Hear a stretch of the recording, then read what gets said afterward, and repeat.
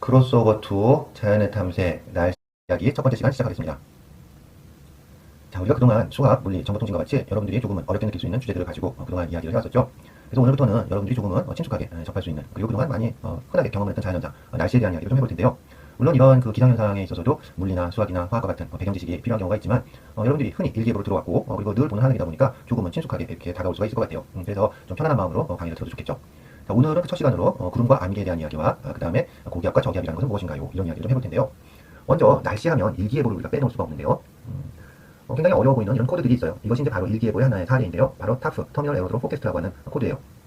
이런 이제 공항에서 발령하는 그 일기예보는 어떤 민간공항이든 아니면 군용공항이든 간에 공항에서는 하루에 4번 정도 이런 타프를 발령하도록 되어 있고 이런 기상 상황의 변화라고 하는 것이 실제 항공기 운항과 관련된 안전과 아주 밀접한 관련을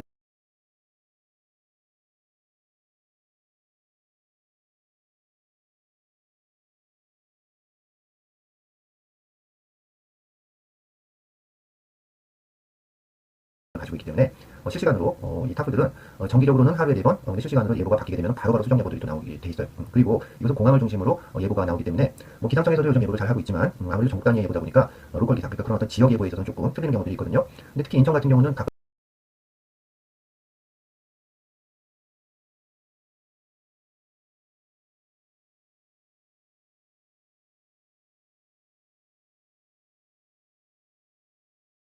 곳에 인천국제공항이 있잖아요. 그러다 보니까 국제공항에서 발령하는 타프를 우리가 보게 된다고 하면 조금 더 세밀한 그런 어떤 기상 정보를 얻을 수 있겠죠.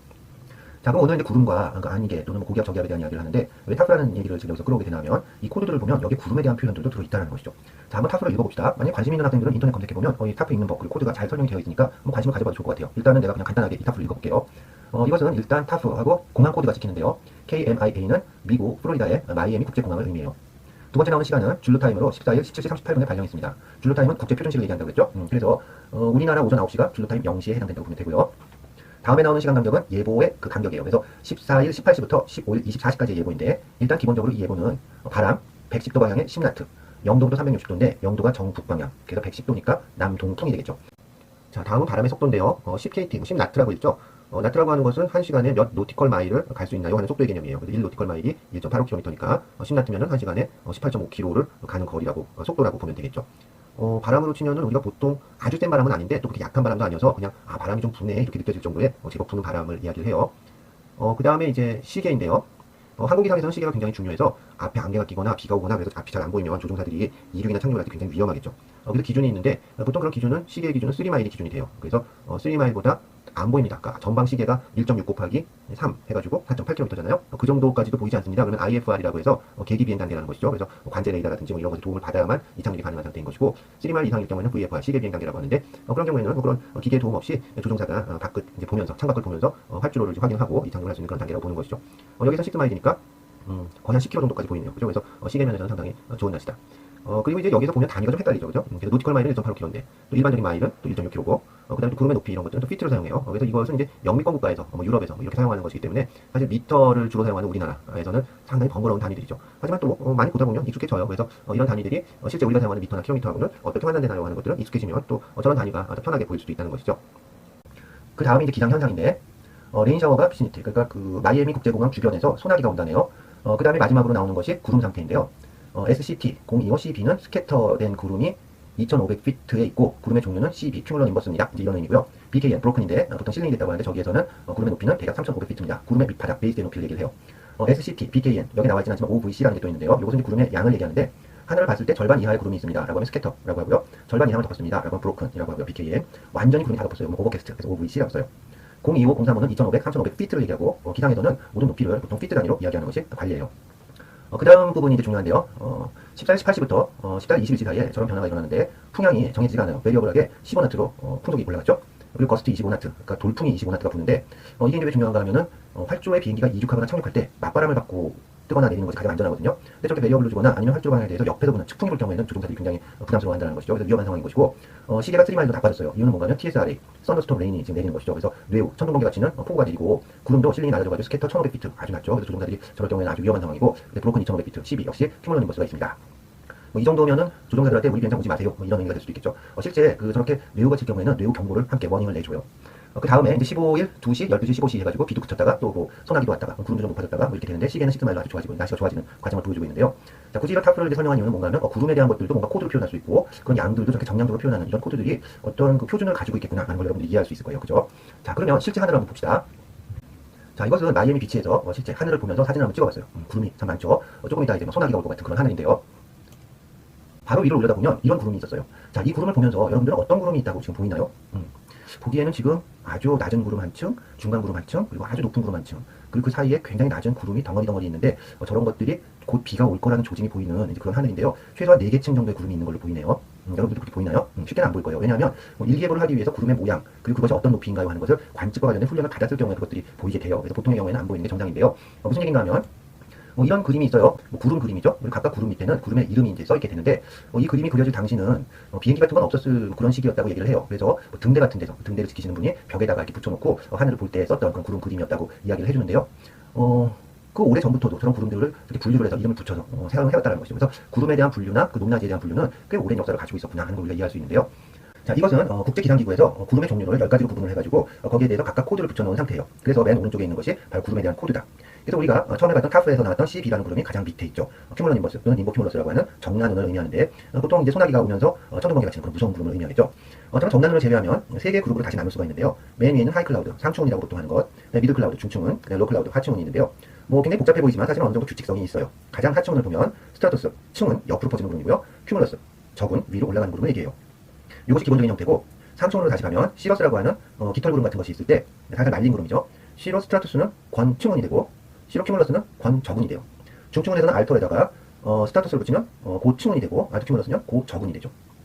그리고 하층운으로 다시 내려와서 스트라토 큐뮬러스 같은 경우는 층운이면서 적운이라네요. 좀 애매한 구름인데 사실은 저 구름이 여러분들이 가장 흔하게 보는 그런 뭉게구름의 형태고요. 저것을 우리는 층적운이라고 한다. 각각의 그 구름 이름에서부터 약자를 따온 것들이 맨 오른쪽에 있는 2글자씩으로 된 구름 코드들이 돼요. 말하지 않은 게 NS가 있겠죠. 난층운, 님보스트라투스인데 저 경우는 구름의 베이스가 하층운부터 시작을 해서 중층운 구도까지 올라가 있는 상당히 그 짙은 구름이에요. 그래서 저것을 우리가 보통 하층운으로 관측하기도 하지만 비가 올 경우에 아주 비가 많이 오는 그럴 경우에 관측이 되는 그런 구름이다 보니까 글쎄요, 나도 난층운 같은 경우는 그렇게 많이 관측해본 것 같진 않아요. 그래서 보통 장마철이나 아니면 아주 강한 전선이 올 때 그럴 때 관측이 되는 구름이다. 자, 그럼 각각의 구름을 사진으로 한번 보도록 하죠. 먼저 그 수직 분포를 보게 되면 맨 위에 있는 3개의 그룹이 시로 큐뮬러스, 시로 스트라투스, 시러스, 상층운 3가지고요. 알토 큐뮬러스하고 알토 스트라투스, 중층운이 있고 밑에 내려와서 큐뮬러스하고 스트라토 큐뮬러스가 하층운인데 스트라투스 같은 경우는 우리가 보통 층운이라고 하는데 저것은 흔하게 관측되기보다는 안개 형태로 관측되는 경우가 많아요. 그래서 해가 뜨고 이 구름이 이제 떠오르게 되면 안개가 떠올라서 만들어지는 그런 구름이다. 그래서 금방 소멸되는 흩어지는 그런 구름이고요. 맨 왼쪽에 있는 게 큐뮬러니mbus 또는 님보 큐뮬러스라고 하는 정난운이고 전체 규모는 하층운부터 상층운 구도까지 상당히 넓은 범위에 걸쳐 있죠. 그다음에 맨 오른쪽에 저렇게 어둡게 표시한 게 님보 스트라투스, 난층운이라고 하는 것인데 상당한 양의 비를 포함하고 있는 구름이 돼요.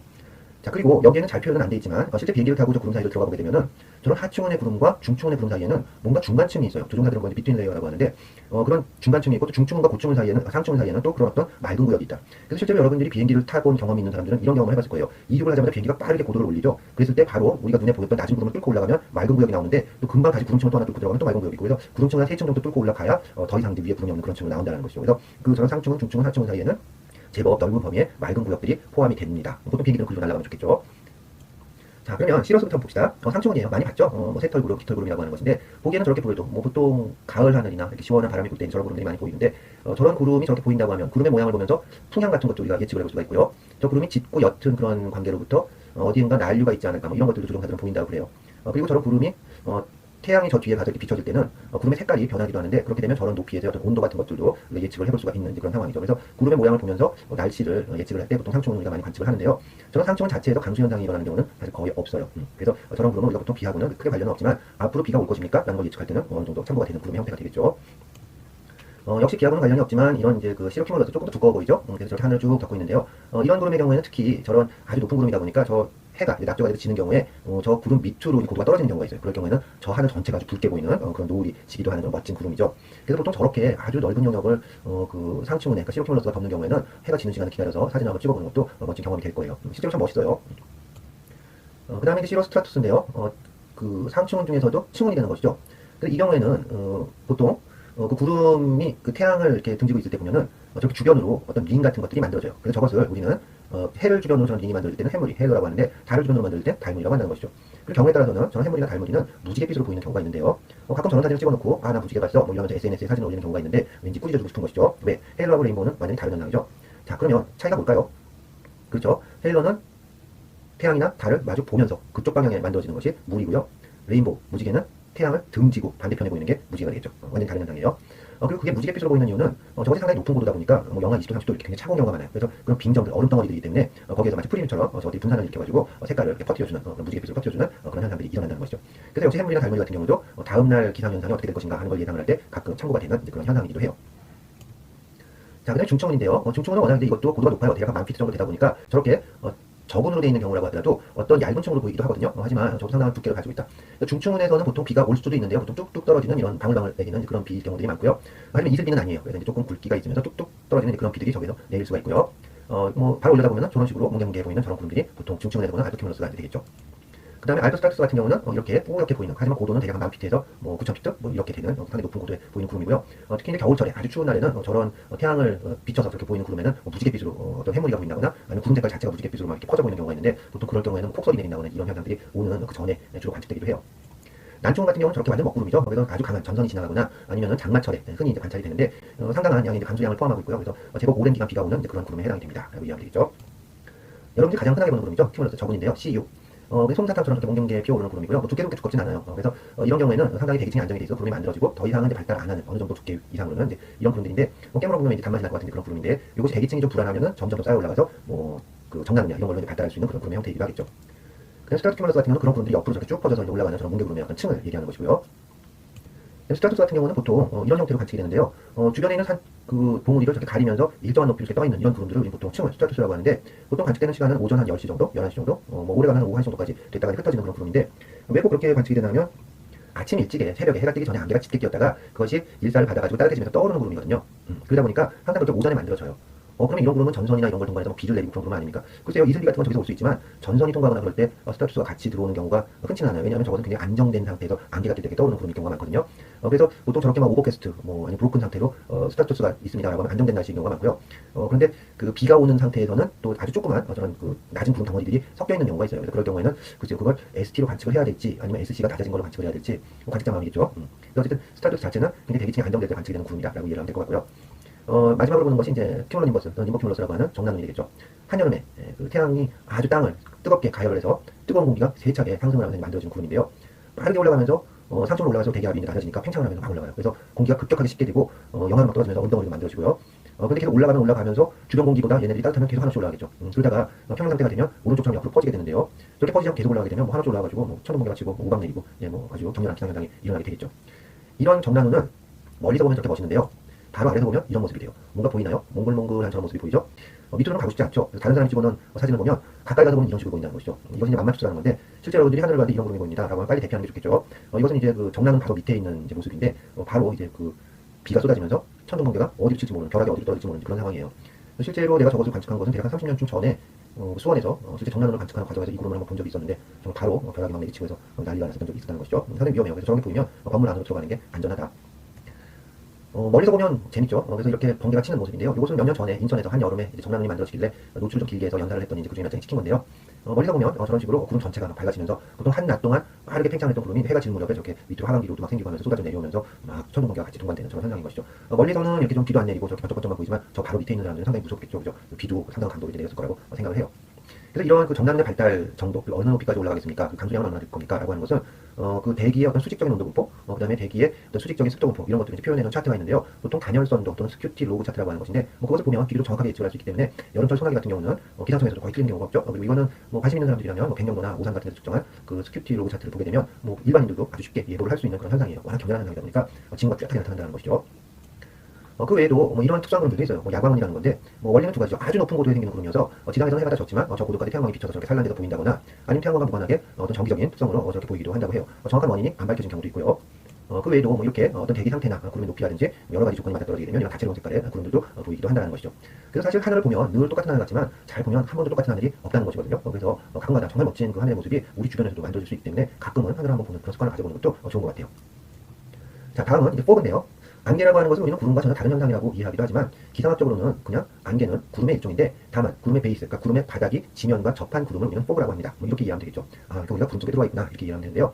보통 이제 우리가 fog에도 종류가 여러 가지예요. fog, haze, mist 여러 가지가 있는데 보통 fog 같은 경우는 그 습도가 99% 이렇게 돼가지고 구름처럼 그냥 응결이 돼서 만들어지는 것이고, 그래서 실제 저렇게 안개가 낀 경우도 있고, 비가 오면서 높은 습도 상태에서 또 비안개, 물안개가 막 생기는 그런 경우도 있어요. 그래서 뭐 레인포그 이렇게 예보하기도 하는데, 뭐 이런 경우는 비가 올 때 만들어지는 경우는 대기 상태가 불안정한 상태일 것이고, 이렇게 보통 아침 새벽에 이렇게 안개가 끼는 날은 보통 낮에는 아주 화창한 날인 경우가 많죠. 그래서 대기가 안정적일 때 만들어지기도 한다. 그리고 이런 안개는 해가 뜨고 열을 받게 되면 동동동 떠올라서 스타투스가 되는 경우가 많겠죠.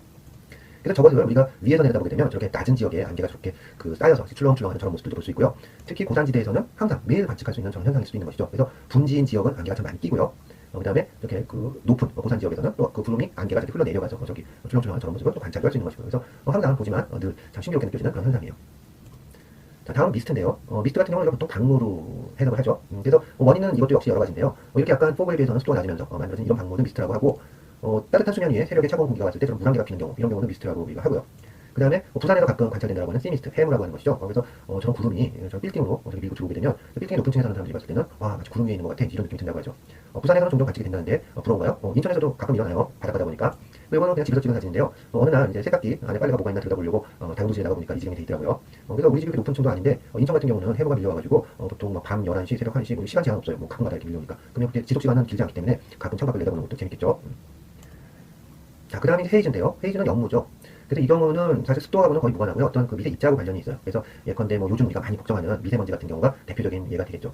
그래서 정말 안타까운 것은 한 30년 전만 하더라도 동풍이 부는 날 헤이즈 예보를 많이 했던 기억이 나요. 왜냐하면 육지로부터 서울 쪽으로 인천 쪽으로 이렇게 건조한 바람이 불어오면서 육지에 있는 먼지들이 쓸려오면서 공기가 탔겠다는 것이죠. 그래서 동풍이 부는 날은 공기가 이렇게 탁해 그렇게 걱정했는데 그래서 그런 동풍 부는 날이 북서풍으로 풍계가 바뀌게 되면 아주 맑은 하늘이 드러나면서 이제 숨쉬기가 좋았다는 그런 전설이 있다는 것이죠. 왜 전설이라고 말하냐면 요즘은 어떤가요? 예, 북서풍이 불면 북서쪽으로부터 어마어마한 양의 미세먼지가 몰려오잖아요. 그래서 예전에는 그죠? 그 동풍이 불 때 했던 저런 헤이즈가 오히려 요즘 동풍이 불면 그런 미세먼지가 안 날라와서 쾌청한 날씨다 이렇게 예보를 하는 걸 보면 좀 안타까워요. 그래서 이건 분명히 어떻게든 해결을 해야 되는 문제인데 뭔가 건강하고 굉장히 밀접한 관계가 있죠. 근데 헤이즈가 심한 날은 저렇게 태양도 저렇게 또렷하게 동그랗게 보이기도 하는데요. 특히 황사가 심한 날 태양을 저렇게 보게 되면 흑점 같은 것도 맨눈으로 관찰이 되기도 해요. 물론 태양을 맨눈으로는 절대로 보지 맙시다. 자, 그러면 이런 구름은 왜 생길까요? 그렇죠? 어떤 공기의 움직임, 공기의 성격과 관련이 있을 텐데 공기의 어떤 그 압력이라고 하는 것을 기준으로 우리가 대기 상태를 좀 구분을 할 필요가 있어요. 이때 우리가 일기예보를 할 때 흔히 얘기하는 고기압 또는 저기압이라고 하는 건 무엇일까요? 기상학적으로는요, 어떤 기준 기압이 있어서 그보다 높으면 고기압, 뭐 그보다 낮으면 저기압 이렇게 얘기하는 게 아니라요. 주변보다 기압이 높은 지역이면 거기를 고기압이라고 해요. 그 저기압은 반대로 주변보다 기압이 낮으면 그 지역을 저기압이라고 한다. 그래서 상당히 상대적인 개념이라는 것이죠. 자, 그래서 우리가 고기압을 생각하면요, 고기압을 우리는 기단이라고 하는데요, 공기의 덩어리라고 하죠. 한번 생각해 봅시다. 고기압은 주변보다 기압이 높아야 되는데요. 그럼 기압이 높으니까 가령 내가 지금 서 있는 곳이 고기압의 중심이에요. 그러면 나로부터 공기들은 바깥으로 이렇게 다 부풀어서 나가야겠죠. 그럼 그 공기는 어디다 와서 나가는 걸까요? 어디선가 와야 되잖아요, 공기가. 땅 밑에서 쏟아나진 않을 거예요. 그 머리 위에서 내려오는 수밖에 없겠죠. 그래야 하방으로 퍼져나가겠죠. 왜냐하면 고기압의 판단 기준은 지상에서니까. 자, 그래서 위에서부터 공기가 내려오는 이런 상태인 경우가 고기압이에요. 결국 다시 말하면 고기압은 하강기류, 내려오는 공기가 있는 지역이다.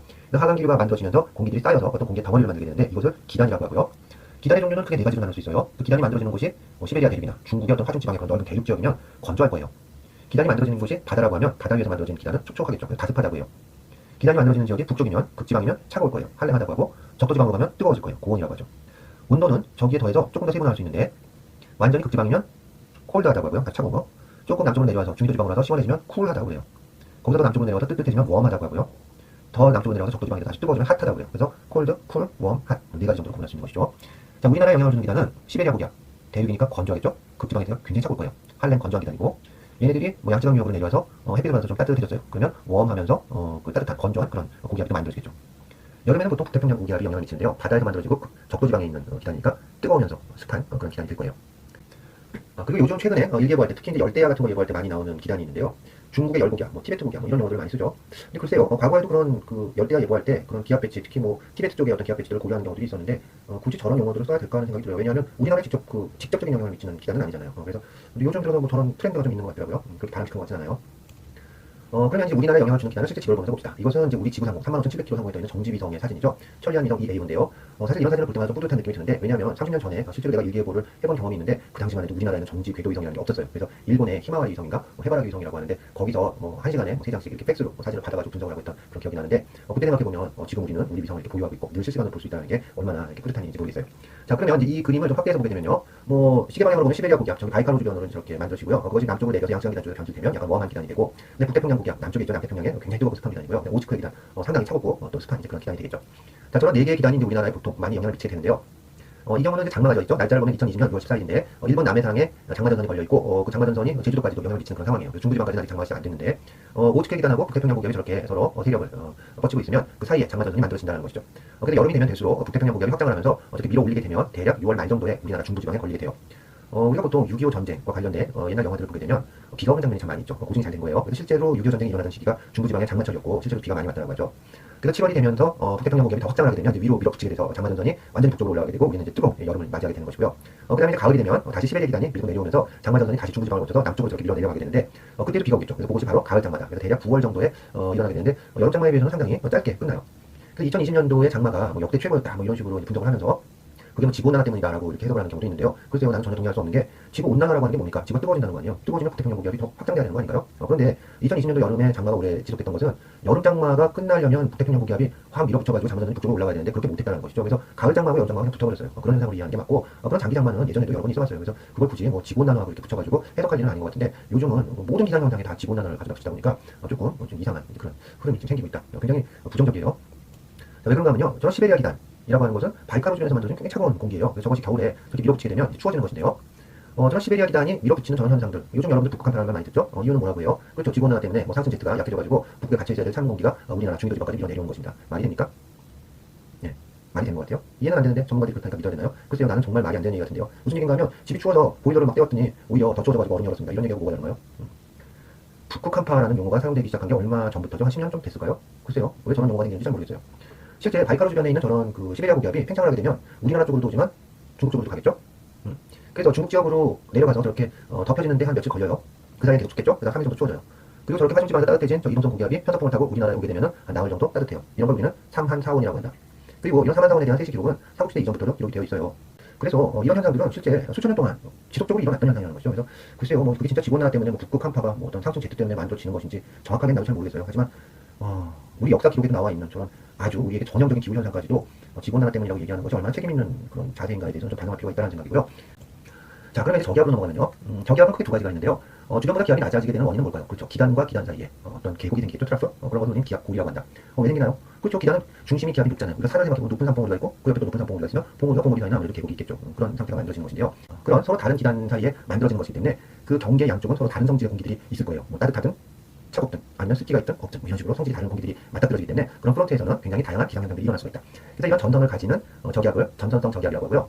저기 보면은 파란색으로 표시된 것을 우리 보통 한랭 전선이라고 하고 빨간색으로 표시된 것을 온난 전선이라고 하고요. 그다음에 두 개가 겹쳐 있는 보라색을 폐색 전선이라고 보통 얘기를 해요. 저기에 대해서는 우리 강주 현상을 설명할 때 다시 한번 설명하기로 하고요. 이런 기단 사이의 경계에서 생기는 것이 아니라 그냥 열대의 그 뜨거운 바닷물이 증발을 하면서 그런 어떤 열 에너지부터 만들어지는 저런 것을 열대성 저기압, 트로피컬 디프레션, TD라고 하는데요. 만들어지는 강도에 따라서 TD가 좀 더 강해지면 TS, 트로피컬 스톰이 되고요. 그게 조금 더 강해지면 TY, 타이푼, 태풍이 된다. 그래서 열대성 저기압, 열대성 폭풍우, 열대성 태풍 뭐 이런 식으로 단계가 바뀌지만 성질은 다 같아요. 이런 경우는 실제 그 바다로부터 에너지를 받아서 그냥 만들어지는 어떤 소용돌이의 현상이기 때문에 전선을 가지진 않아요. 그런 특징을 가지고 있다. 자, 그래서 이것은 이제 위성에서 찍은 태풍의 눈의 사진인데요. 상당히 멋있죠. 실제 올해도 여러 개의 태풍이 지나가게 될 텐데요. ISS 국제우주정거장에서는 실제로 지구 상공을 돌면서 실시간으로 그 모습을 보여주고 있잖아요. 그래서 태풍이 우리나라 주변에 있을 때 그 ISS가 우리나라 상공을 지나갑니다. 한번 들어가 보세요. 그러면 실시간으로 그 태풍이 싹 날아가면서 태풍의 모습을 보여주는데요. 실제로 보면 정말 멋있어요. 여름에 한번 경험을 해보자. 자, 그러면 고기압을 앓고 저기압은 흐리고 비가 올까요? 뭐 이상기체 방정식 나오니까 여러분들은 퍽 하고 또 걱정을 하는 사람도 있을 텐데 전혀 걱정하지 맙시다. 자, PV는 NRT, 저게 이제 이상기체 방정식인데요. NR을 빼고 그냥 PV T만 봅시다. P와 V를 곱한 것이 T와 B의 관계에 있어야 된다는 얘기죠. 그러니까 이것은 무슨 얘기인가 하면 어떤 공기 덩어리가 팽창을 하게 되네요. 팽창을 하려면 주변에 있는 공기를 밀어내야겠죠. 여러분들이 만원 전철이나 만원 버스를 탔는데 너무 좁아요. 그래서 옆에 있는 사람들만 이렇게 밀어내보자는 것이죠. 어때요? 힘들죠. 그러니까 힘이 빠져요. 여러분들은 그렇게 힘을 쓰면. 그래서 공기가 옆으로 이렇게 팽창을 하게 되면 옆에 있는 공기들을 밀어내게 되는데 힘을 썼다는 거죠. 에너지를 쓴 거예요. 그러니까 어떻게 된다? 온도가 내려가요. 반대로 여러분들이 있는데 주변에 있는 사람들이 여러분들 자꾸 이렇게 막 압력을 가해요. 그래가지고 이렇게 압축을 시킨다. 막 꽉꽉 눌러주는 거죠. 그럼 어때요? 압력이 높아지는 거죠. 열나는 거죠. 그래서 주변에서 에너지를 받았기 때문에 이 경우는 온도가 높아진다. 자, 그래서 이 두 단계만 우리가 이해하면 될 것 같아요. 압력이 낮아지면 온도는 낮아집니다. 압력이 높아지면 온도는 높아집니다. 압력이 낮아진다는 것은 팽창을 하는 경우고요. 압력이 높아진다는 것은 압축을 당하는 경우를 얘기를 해요. 이것만 우리가 이해하면 되는 것이죠. 자, 그러면 고기압의 경우는 어때요? 하반기니까 압력이 높아지겠죠? 기온이 상승하겠죠? 건조해지겠죠? 오른쪽에 있는 저기압을 봅시다. 상승기류가 만들어져요. 압력이 낮아지겠죠? 온도는 낮아지겠죠? 그러니까 김이 서리고 응결이라는 게 일어나겠죠. 물방울이 맺힌다는 얘기예요. 자, 여러분들 자동차 타고 가는데 압력 위에 김 서리면 어때요? 에어컨을 틀어도 되지만 히터를 틀어도 김이 없어지죠? 네, 온도를 올려서 건조시키는 거죠. 여러분들 차가운 음료수병에 어때요? 김 서리죠? 차가우니까 그 주변에 거기 김이 서리는 응결이 일어나잖아요. 그래서 공기가 차가워지면 그 안에 있던 수증기들이 물방울로 맺힙니다. 이런 현상이 일어난다는 것이죠. 자, 그래서 고기압은 하강기류, 압력이 높아지면서 온도가 올라가면서 건조해집니다. 날씨가 맑아요. 구름이 없어져요. 저기압 상승기류예요. 압력이 낮아지면서 기온이 낮아지고 김이 서려요. 응결이 일어나요. 그러니까 구름이 만들어졌습니다. 굉장히 단순하죠? 자, 그러면 전선을 한번 봅시다. 찬 공기가 따뜻한 공기를 이렇게 밀어내요. 그때 만들어진 게 한랭전선인데요. 따뜻한 공기는 그러지 않아도 차가운 공기보다 따뜻해서 위로 올라가고 싶은데 저렇게 밀어내게 되면 어떻게 돼요? 강제적으로 상승이 일어나겠죠. 더 잘 올라가게 된다는 거예요. 굉장히 빠르게 올라가면서 팽창이 일어나고 온도가 급격하게 내려가면서 구름이 만들어진다. 그래서 그런 구름이 비를 만들겠죠. 그래서 음절이 일어나서 강수가 일어나는 이런 현상이고요. 다음은 따뜻한 공기가 그 옆에 있는 시원한 공기를 이렇게 타고 올라가는 경우가 있어요. 방금 전은 어떤가요? 그러지 않아도 올라가고 싶었던 공기를 누군가 옆에서 밀어주니까 더 숭숭 쉽게 잘 올라가는데 그래서 비가 쭉쭉 내릴 수가 있는데 이 경우는 어때요? 내가 스스로 영차영차 하면서 올라가야겠죠. 그러다 보니까 한랭전선에 비해서 온난전선의 경우에는 그렇게 상승 속도가 빠르지가 않아요. 그리고 경사도 완만하다. 그래서 비가 한랭전선에 비해서는 격렬하게 오지는 않는 그런 특징이 있다는 것이죠. 자, 태풍의 경우에는 저렇게 격렬하게 소용돌이를 치면서 올라가는 것이다 보니까 그 규모에 따라서는 뭐 어마어마한 폭우가 내리는 이런 현상들이 일어나겠죠. 그래서 이런 강수 현상에 대해서는 우리가 다음 시간에 좀 더 세밀하게 살펴보도록 하고요. 자, 오늘은 이 정도로 해서 마무리를 해볼 텐데요. 일단 구름이라고 하는 것은 무엇인가요? 공기 중에 수증기가 응결된 상태를 얘기해요. 물방울이 맺힌 상태인데 크게 나눠보면 상충은, 중충은, 하충은 이렇게 세 가지로 나눌 수 있어서 각각 3개씩 해서 9개의 구름이 있고요. 어디로 속하지 않는 정난 림보스트라투스라고 하는 구름이 있었다. 고기압은 어떤 기단이라는 것인데요. 기단의 특성은 그게 어디에서 만들어지냐에 따라서 달라진다고 했죠. 극지방은 차갑고 적도지방은 따뜻하고 바다면 촉촉하고 대륙이면 건조해요. 저기압은 두 가지가 있는데 기단과 기단의 경계에서 만들어지는 전선성 저기압 또는 기압골, 그 다음에 그 적도지방의 열대 바다에서 만들어지는 열대성 저기압이 있다. 이것이 아주 발달하게 되면 태풍 또는 허리케인이 된다는 것이죠. 구름이 만들어지는 원리는 상승하는 공기는 팽창을 하면서 온도가 낮아지고 그러면 물방울이 맺히면서 구름이 생기고 더 많이 맺히면 비가 돼서 내리겠죠. 하강기류가 있는 고기압의 경우에는 압축이 되면서 온도가 올라가면서 건조해지고 있던 구름도 없어지는 이런 현상이 일어나겠죠. 자, 그래서 이럴 때 비라고 하는 건 언제 오고 언제 그칩니까? 라고 하는 것을 우리가 다음 시간에 좀 더 자세히 살펴보면 되겠죠. 자, 오늘도 온라인으로 강의 듣느라고 정말 고생 많이 했어요. 우리 다음 시간에 다시 만나요. 안녕.